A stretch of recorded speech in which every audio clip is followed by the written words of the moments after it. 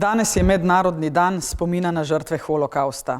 Več kot 6 milijonov ubitih Judinj in Judov ter tistih, ki so preživeli, a za vekomaj ostali zaznamovani. Žrtev, katerih imen se moramo spominjati vsak dan. Dan spomina doživljam kot neopisljivo žalosten. Storjeno je bilo nepopravljivo. Vendar zgodovine ne moremo spremeniti, lahko pa ji prisluhnemo. Moje sporočilo je preprosto: nikoli več.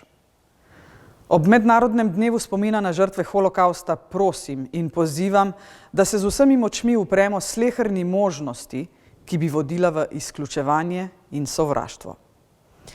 Ti neustavljivi sili sta se širili po Evropi od Judov k Romom, Sintom, Slovanom, istospolno usmerjenim, duševno prizadetim invalidom. Na koncu jima ne bi ubežal nihče.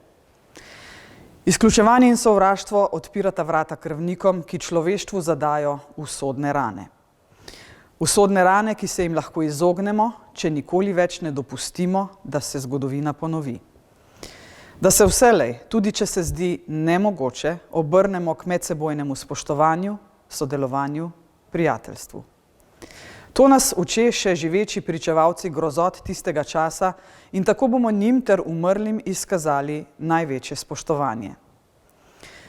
Med pričevalci je čudovita gospa, ki je v ženskem koncentracijskem taborišču Ravensbrück imela številko 30.153.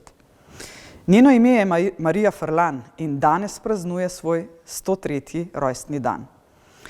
Pravi, da je zgodovina lepa in grda, ljudje pa moramo vedeti, kaj je prav in kaj ne.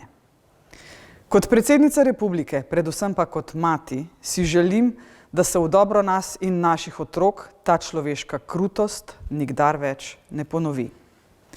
Srčno verjamem, da vsak izmed nas ve, kaj pomeni biti dober človek. Da znamo z zgledom navdihniti tudi drug drugega. Negujmo to zavedanje in bodimo dobri ljudje.